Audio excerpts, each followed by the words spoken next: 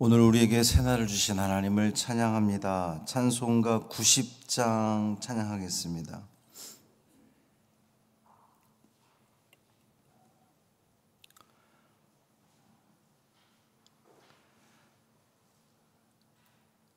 찬송 90장 주 예수 내가 알기 전 찬양함으로 새벽 기도회를 시작하겠습니다. 주 예수 내가 알기 전 날 먼저 사랑했네. 그 크신 사랑 나타나 내 영혼 거듭났네. 주 내 맘에 늘 계시고 나 주의 안에 있어 저 포도비유 같으니 참 좋은 나의 친구. 내 친구 되신 예수님 날 구원하시려고 그 귀한 몸을 버리사 내 죄를 대속했네. 나 주님을 늘 믿으며 그 손을 의지하고 내 몸과 마음을 바쳐서 끝까지 충성하리. 내 진실하신 친구여 그 은혜 내려주사 날 항상 보호하시고 내 방패 되옵소서. 그 풍성한 참 사랑을 네 능히 끊을 소냐. 날 구원하신 예수는 참 좋은 나의 친구. 아멘. 사도신경으로 우리의 신앙을 고백하겠습니다. 전능하사 천지를 만드신 하나님 아버지를 내가 믿사오며 그 외아들 우리 주 예수 그리스도를 믿사오니 이는 성령으로 잉태하사 동정녀 마리아에게 나시고 본디오 빌라도에게 고난을 받으사 십자가에 못 박혀 죽으시고 장사한 지 사흘 만에 죽은 자 가운데서 다시 살아나시며 하늘에 오르사 전능하신 하나님 우편에 앉아 계시다가 저리로서 산 자와 죽은 자를 심판하러 오시리라.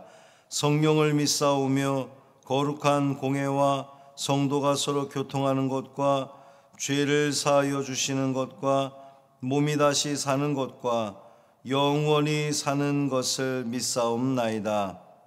아멘. 에스겔 19장 1절부터 14절까지 말씀입니다.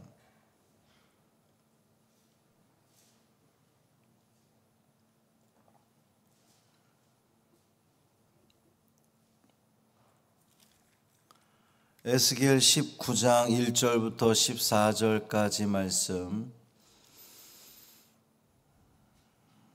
함께 읽습니다. 너는 이스라엘 고관들을 위하여 애가를 지어 부르라. 내 어머니는 무엇이냐? 암사자라. 그가 사자들 가운데에 엎드려 젊은 사자 중에서 그 새끼를 기르는데 그 새끼 하나를 키우매 젊은 사자가 되어 먹이 물어뜯기를 배워 사람을 삼킴에 이방이 듣고 함정으로 그를 잡아 갈고리로 꿰어 끌고 애굽 땅으로 간지라. 암사자가 기다리다가 소망이 끊어진 줄을 알고 그 새끼 하나를 또 골라 젊은 사자로 키웠더니 젊은 사자가 되매 여러 사자 가운데에 왕래하며 먹이 물어뜯기를 배워 사람을 삼키며 그의 궁궐들을 헐고 성읍들을 부수니 그 우는 소리로 말미암아 땅과 그 안에 가득한 것이 황폐한지라. 이방이 포위하고 있는 지방에서 그를 치러 와서 그의 위에 그물을 치고 함정에 잡아 우리에 놓고 갈고리를 꿰어 끌고 바벨론 왕에게 이르렀나니 그를 옥에 가두어 그 소리가 다시 이스라엘 산에 들리지 아니하게 하려 함이라.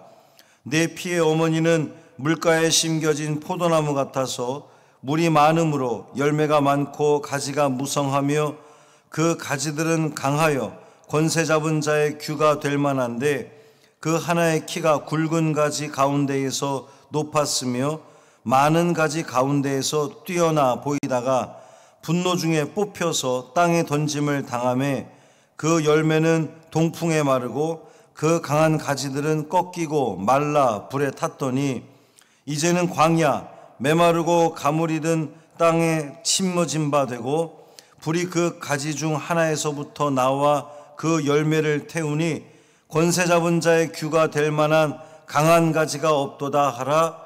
이것이 애가라. 후에도 애가가 되리라.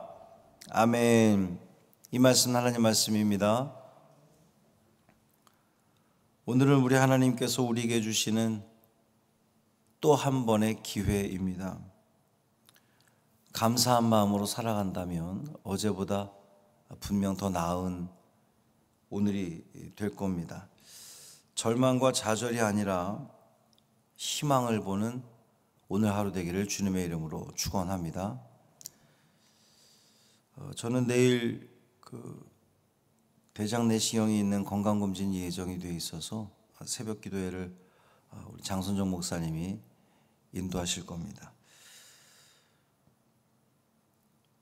너는 이스라엘 고관들을 위하여 애가를 지어 부르라 그랬어요. 이제 애가는 말 그대로 그 슬픔의 노래입니다. 애가 하면 우리 제일 먼저 떠오르는 게 예레미야 애가가 제일 먼저 떠오르죠. 이 애가는 죽은 자의 그 공덕을 기리면서 슬픔을 노래하는 것인데 원래 의미가 그런데 예언자들의 애가는 예레미야의 애가도 그렇고 또 아모스의 그 소개되는 애가도 그렇고 예언자들이 부르는 애가는 하나님의 말씀을 이렇게 선포하는 그 예언하는 그 노래가 이제 애가로 표현된 겁니다. 이스라엘 고관들을 위하여 애가를 지어 부르라 그랬는데 이 고관들이라고 번역하기보다는 왕들이라고 번역하는 것이 좀 더 좋습니다. 이제 내용을 들어보면은 이해가 되실 거예요. 그러니까 형식은 애가를 지어 부르라 그랬지만 그 내용은 비유입니다. 먼저 등장인물을 보면 암사자로 비유된 어머니가 나오는데 왕들의 어머니입니다. 그녀가 아들들 가운데 하나를 잘 키워서 아주 용맹한 그런 그 왕으로 키우게 됩니다. 근데 그 왕의 용맹함에 대해서 주변에 있는 나라들이 듣더니 함정을 파고 그를 잡아 갈고리에 꿰어 이제 그 당시에 전쟁에서 진 왕이나 포로민들을 끌고 가는 방법이 이렇게 그 소에 꼬투리를 끼는 것처럼 그렇게 갈고리를 꿰서 끌고 가는 모습인데 지금 그 얘기를 하는 거예요. 갈고리에 꿰어 애굽 땅으로 끌고 갑니다. 유다 왕 중에 애굽으로 끌려간 왕은 단 한 사람이거든요. 여호아스 그 왕 한 사람입니다. 여호아스는 결국 유다로 돌아오지 못하고 그 애굽 땅에서 이제 죽고 마는데 잡혀간 아들 왕을 기다리던 암사자 어머니가 또 다른 아들을 용감하게 키워서 왕으로 세웁니다. 근데 이번에도 이방이 포위하고 함정으로 잡아 이제 바벨론으로 끌고 갑니다. 그래서 그 우리에 갇히게 되는데 유다의 마지막 왕인 시드기야 왕입니다. 그러니까 여호아스 시드기야가 둘 다 그 선한 왕으로 우리가 그 기억되는 요시야 왕, 그 요시야 왕과 그의 아내 하무달의 자녀들이에요. 여호아하스와 시드기야 둘 다 이제 그 이야기를 하는 겁니다. 10절 이하에는 이 포도나무에 대한 애가로 바뀌는데, 이제 그 사자에서 포도나무로 바뀌는 겁니다. 성경에서 일전에도 한번 말씀드렸지만 포도나무 그러면 의미하는 것이 그 풍성함을 이야기한다 그랬습니다. 어머니는 물가에 심겨진 포도나무 같다 그랬거든요. 열매가 많고 가지가 무성합니다. 그 무성한 가지들 중에 유독 키가 크고 굵은 가지가 뛰어나 보였습니다. 그 뛰어난 가지가 하나 있어요. 근데 결국 뽑혀서 땅에 던짐을 당합니다. 동풍에 마르고 가지는 꺾이고 말라 불에 탑니다. 여기서 이 동풍은 그 바벨론을 이야기하는 것인데, 가지들 중에 키가 굵은 가지는 방금 전에 언급했던 유다의 마지막 왕인 시드기야를 이야기하는 겁니다. 그러니까 지금 그 가지가 뽑혀서 땅에 던짐을 당하고 꺾이고 말라 비틀어 버린다. 이게 시드기야의 몰락을 이야기하는 그런 내용입니다. 시드기야는 광야, 메마르고 가물은 땅에 심겨진 바 됩니다. 그러니까 원래는 가나안, 우리가 생각하는 가나안 그러면 그 가나안을 일컬어서 젖과 꿀이 흐르는 땅 이렇게 우리 기억하잖아요. 그러니까 그 비옥한 자기 고향 땅을 두고 척박한 광야에 심겨졌다는 거예요. 그런데 뿌리가 뽑히고 열매가 마르고 가지가 다 찢긴 포도나무가 그냥 원래 그 정도가 되면 버려지는 게 마땅하죠. 근데 버려지지 않고 광야에 옮겨 심겨졌다는 것은 이제 바벨론 포로로 끌려가는 것을 1차적으로는 상징하지만 다른 한편으로 보면 회복의 가능성이 있다는 거예요. 자, 포도나무의 가지가 동풍에 의해서 말라 비틀어졌습니다. 아무런 이제 그 쓸모가 없는, 그러면 어떻게 됩니까? 그냥 버려지는 것이 마땅한데 버려지지 않고 광야에 옮겨 심겨졌다는 거예요. 그 말인 즉슨 하나님께서 뜻하시면, 하나님이 원하시면 다시금 거기에 생기가 불어 들어갈 수 있는, 다시금 소생케 될 수 있는 여지가 남아 있다는 겁니다. 이 오늘 본문의 두 비유 모두 다 그 시드기야의 종말을 슬퍼하며 노래하는 애가인데, 시드기야 개인의 종말이라기보다는 유다 민족의 다윗 왕조의 종말이기도 합니다. 하나님은 애굽에서 이스라엘 민족을 건져내어 주셨는데 그 여호아하스 왕이 다시 그 건진받았던 애굽으로 끌려가서 죽임을 당한 거예요. 하나님의 은혜를 저버리고 죄된 길에 살아가니 결국 애굽으로 잡혀가고 또 바벨론으로 잡혀가게 된 겁니다. 14절 마지막 말씀 보면 권세 잡은 자의 규가 될 만한 강한 가지가 없도다. 이제 권세 잡은 자의 그 규, 지휘봉이라고 생각하면 되는데 그것으로 쓸 만한 가지가 없다고 이제 그 탄식하는 겁니다. 그러니까 다윗 왕조를 더 이상 이을 만한 그런 왕이 없다라고 하는 탄식.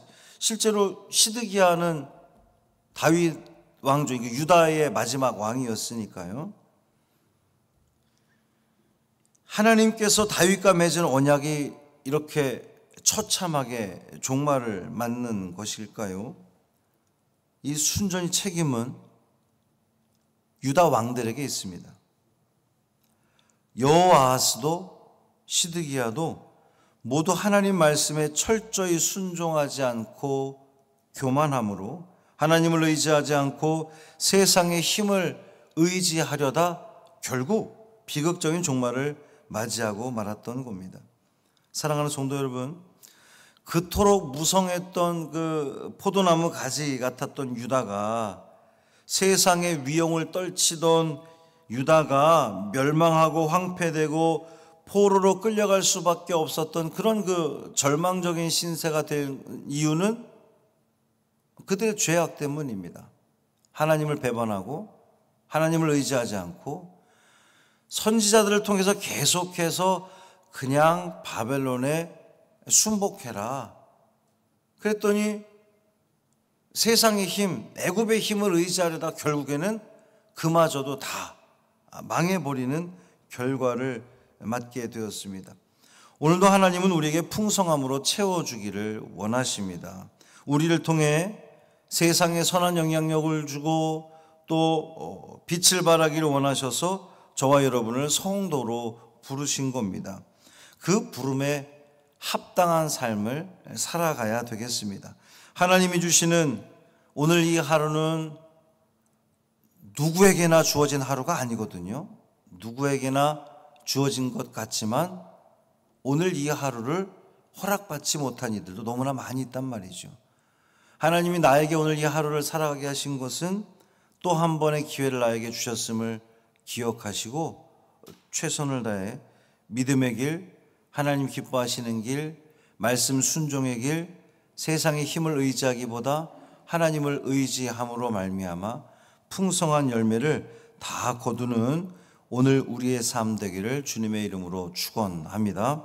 살아계신 아버지 하나님 감사합니다. 그토록 풍성하고 아름다웠던 유다, 이스라엘, 하나님의 백성들이 하나님을 의지하지 않았기에 하나님을 섬기지 않고 하나님 뜻대로 살아가지 않음으로 말미암아 결국 애굽에 바벨론에 포로로 끌려가고 나라는 망하고 본인들은 개인적인 종말을, 사실은 개인적인 종말이라기보다는 민족의 종말을 맞이하게 되었습니다. 주님, 우리의 삶을 돌아봅니다. 우리는 누구를 의지하는가? 매일 새벽마다 주님 성전에 나와 하나님만을 의지하겠습니다 다짐하는데 또 성전 문을 열고 세상 가운데 나가면 언제 그랬냐는 듯이 하나님의 뜻을 묻기보다 내 뜻대로 내 소견대로 내가 지혜로운 양, 내가 가장 의로운 양, 내가 가장 똑똑한 양, 내 힘을 의지하여 살아갔던 우리의 모습이었음을 주님 앞에 고백합니다. 주님, 어리석은 우리를 용서하여 주옵시고 성경이 오늘 우리에게 가르쳐 주시는 이 말씀을 통하여 우리가 진정 무엇을 의지하고 무엇을 바라보며 무엇에 초점 맞추고 살아가야 하는지를 깨닫게 하여 주옵소서. 하나님만 의지하고 세상의 힘이 아니라 내 지혜가 아니라 하나님의 힘, 하나님의 능력, 하나님의 지혜만을 온전히 의지하며 믿음 가운데 말씀에 순종하는 삶을 살게 하여 주옵소서. 오늘 내일 무척 춥다고 합니다. 우리 연로한 성도들이 많은 우리 교회의 성도들의 건강이 염려가 됩니다. 주님, 염려는 우리가 하지만 하나님께서 지키시고 보호하시면 우리는 우리에게 맡겨진 그 사명들을 넉넉히 충분히 감당하리라 믿습니다. 건강을 허락하여 주옵시고 회복하여 주옵시고 이 모든 어려움들을 잘 이기고 승리하는 저들 모두 되게 하여 주옵소서. 한날의 삶을 온전히 주님께 맡기기를 원하며 우리 주 예수 그리스도의 이름으로 축복하며 기도합니다. 아멘. 하늘에 계신 우리 아버지여, 이름이 거룩히 여김을 받으시오며 나라가 임하시오며 뜻이 하늘에서 이루어진 것 같이 땅에서도 이루어지이다. 오늘 우리에게 일용할 양식을 주시옵고 우리가 우리에게 죄 지은 자를 사하여 준 것 같이 우리 죄를 사하여 주시옵고 우리를 시험에 들게 하지 마시옵고 다만 악에서 구하시옵소서. 나라와 권세와 영광이 아버지께 영원히 있사옵나이다. 아멘.